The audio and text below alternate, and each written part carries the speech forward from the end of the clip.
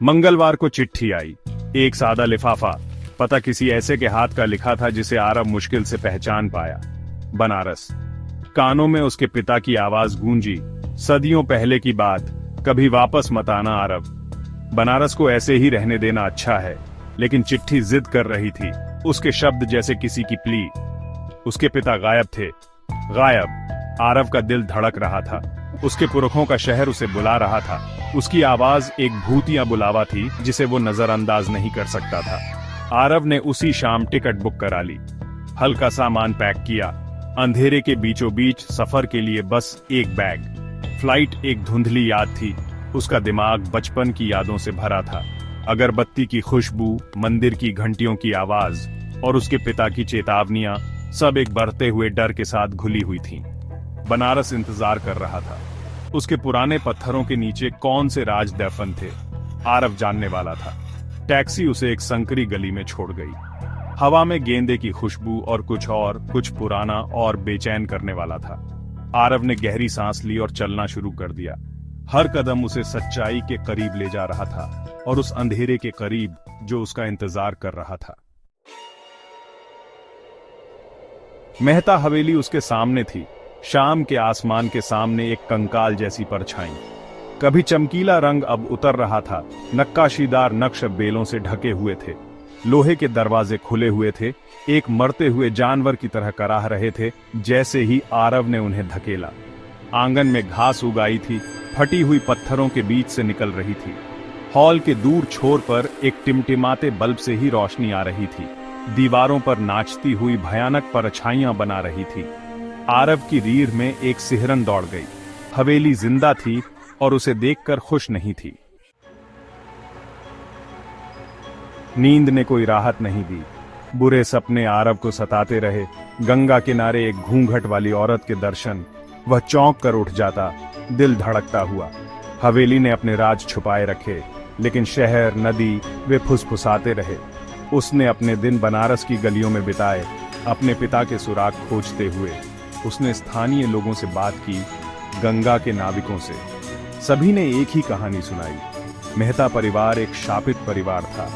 एक शाम आरव ने खुद को दशाश्वमेध घाट पर पाया। हवा मंत्रों और ढोल की थाप से गूंज रही थी। सीढ़ियों पर तीर्थयात्रियों की भीड़ थी। आरव ने अपनी रीढ़ में एक ठंडक महसूस की। वह महसूस कर सकता था कि नजरें उस पर हैं। जैसे ही सूरज क्षितिज के नीचे डूबा, आरव ने उसे देखा। उसके बुरे सपनों वाली घूंघट वाली औरत, वह घाट के किनारे पर खड़ी थी। दिन हफ्तों में बदल गए। हर दिन आरव को अपने परिवार के अतीत के रहस्य में और गहराई तक ले जाता था। उसने हवेली में एक छिपा हुआ कक्ष खोजा, जिसकी दीवारें अजीब प्रतीकों और चित्रों से सजी थीं। हवा में अगरबत्ती की गंध और कुछ धातु जैसा और मीठा सा था। इसी कक्ष में उसे अपने परदादा की डायरियां मिली। डायरियां एक अंधेरे और विकृत दिमाग की खिड़की थीं। वे निषिद्ध अनुष्ठानों, प्राचीन शक्तियों के साथ किए गए समझौतों, शक्ति की भूख के बारे में बताती थीं, जो केवल खून से ही शांत हो सकती थी। आरव का खून जम गया जब उसने अपने परदादा के अमृता प्राप्त करने के जुनून के बारे में पढ़ा। अपने लक्ष्य को प्राप्त करने के लिए कुछ भी, यहाँ तक कि अपने परिवार को भी बलिदान करने की उसकी इच्छा के बारे में। डायरियों ने एक मानव बलिदान का संकेत दिया। एक युवती को एक दुष्ट देवता को खुश करने के लिए चढ़ाया गया।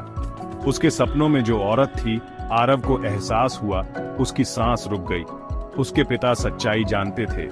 उन्होंने बनारस से भागकर और अपने अतीत से सभी संबंध तोड़कर शाप से बचने की कोशिश की थी। लेकिन अतीत का अपना एक तरीका था, अपना हिकी मांगने का। आरव आखिरकार उन फुसफुसाहटों को समझ गया जो हवेली में सताती थीं, वह भयानक हंसी जो उसके सपनों में गूंजती थी। उसके परिवार की विरासत का बोझ आरव पर पड़ा, उसे कुचलने की धमकी दे रहा था। उसे केवल हवेली के पुस्तकालय में छिपे प्राचीन शास्त्रों और ग्रंथों में ही सांत्वना मिली। उसने अनगिनत घंटे भुरभुरी पन्नों पर बिताए, गुप्त छंदों को समझते हुए, ताकि वह प्रतिशोधी आत्मा को शांत करने और शाप को तोड़ने का कोई रास्ता खोज सके। उसकी खोज उसे एक धूल भरे ग्रंथ के पीछे टिके एक फीके स्क्रॉल तक ले गई। लिपि प्राचीन संस्कृत में थी, स्याही फीकी पड़ चुकी थी, लेकिन फिर भी पढ़ी जा सकती थी। इसमें एक अनुष्ठान का विवरण था, बलिदान का एक खतरनाक और निषिद्ध कार्य, संतुलन बहाल करने और अपमानित आत्मा के क्रोध को शांत करने का एकमात्र तरीका। आरव को खुद को प्रायश्चित के रूप में अर्पित करना होगा, बेचैन आत्मा के लिए एक पात्र बनना होगा, उसे प्रकाश की ओर ले जाना होगा और अंत में उसे उसके सांसारिक बंधन से मुक्त करना होगा। उसे अपने परिवार के पापों का प्रायश्चित करना था, पीड़ा और दुख के चक्र को तोड़ना था जिसने पीढ़ियों से महताओं को त्रस्त किया था। कार्तिक पूर्णिमा की रात, हवा प्रत्याशा से चटक रही थी, गंगा नदी चांदी की रोशनी में झिलमिला रही थी। यह अनुष्ठान के लिए चुनी गई रात थी, वह रात जब दुनिया के बीच का पर्दा सबसे पतला था। आरव हवेली के आंगन में खड़ा था, साधारण सफेद वस्त्र पहने, उसका दिल उसकी पसलियों से टकरा रहा था। उसने अनुष्ठानिक चक्र तैयार किया था, पवित्र प्रसाद सावधानी पूर्वक रखे गए थे। जैसे ही चांद अपने चरम पर पहुंचा, आंगन को एक अलौकिक चमक से नहलाते हुए आरव ने मंत्रोच्चार करना शुरू कर दिया। शब्द प्राचीन थे, शक्तिशाली, भूले हुए विद्या की गहराई से निकाले गए थे। हवा भारी हो गई, वातावरण प्रत्याशा से भर गया। वह प्रतिशोधी आत्मा की उपस्थिति को महसूस कर सकता था। उसका क्रोध हवा में एक मूर्त शक्ति थी। हवा तेज हुई, उसके चारों ओर घूमती हुई, अगरबत्ती की खुशबू और कब्र की ठंडक लेकर आई। फिर वह प्रकट हुई।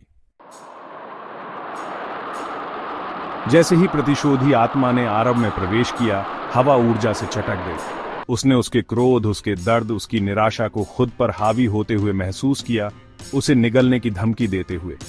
वह लड़खड़ाकर वापस गिर पड़ा, सांस लेने के लिए हाँफ रहा था। उसकी दृष्टि किनारों पर धुंधली हो रही थी। मंत्रोच्चार लड़खड़ा गया, उसकी आवाज घुटकर फुसफुसाहट बन गई। लेकिन फिर कुछ बदल गया। क्रोध कम होने लगा, उसकी जगह उदासी, लालसा, एक गहरे दर्दनाक अकेलेपन की लहर ने ले ली। आरव ने महसूस किया कि आत्मा बदला नहीं, बल्कि मुक्ति चाह रही थी। उसने अपनी ताकत इकट्ठा करते हुए एक गहरी सांस ली। उसने मंत्रोच्चार फिर से शुरू कर दिया। उसकी आवाज करुणा, समझ से भर गई। उसने आत्मा को अपनी सहानुभूति, अपनी क्षमा, अपना प्यार दिया। उसने उसे शांति प्रदान की। जैसे ही अंतिम शब्द उसके होठों से निकले, आंगन के केंद्र से एक तेज रोशनी निकली, सब कुछ अपनी गर्म चमक से नहला दिया। प्रतिशोधी आत्मा ने एक हृदय विदारक चीख निकाली, दर्द और राहत का मिश्रण, और फिर वह चली गई। प्रकाश फीका पड़ गया, एक ऐसा सन्नाटा छोड़ गया जो किसी भी ध्वनि से कहीं अधिक गहरा था। श्राप टूट गया था। अनुष्ठान के बाद सुबह हवेली खामोश खड़ी थी। हवा साफ थी, दमनकारी माहौल हट गया था। फुसफुसाहट चली गई थी, उसकी जगह पक्षियों की कोमल चहचहाहट ने ले ली थी। लेकिन खामोशी में अब एक अलग भार था, नुकसान का भार, बलिदान का। आरव चला गया था, वह बिना किसी निशान के गायब हो गया था।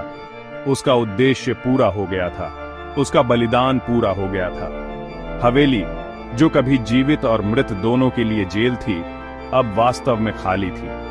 बनारस में जीवन चलता रहा, शहर जीवन और मृत्यु के अपने शाश्वत नृत्य को जारी रखता रहा। लेकिन मेहताओं के बारे में फुसफुसाहटें बनी रहीं, एक भयानक याद दिलाती हैं कि कुछ कर्ज, कुछ बलिदान कभी भी वास्तव में चुकाए नहीं जा सकते।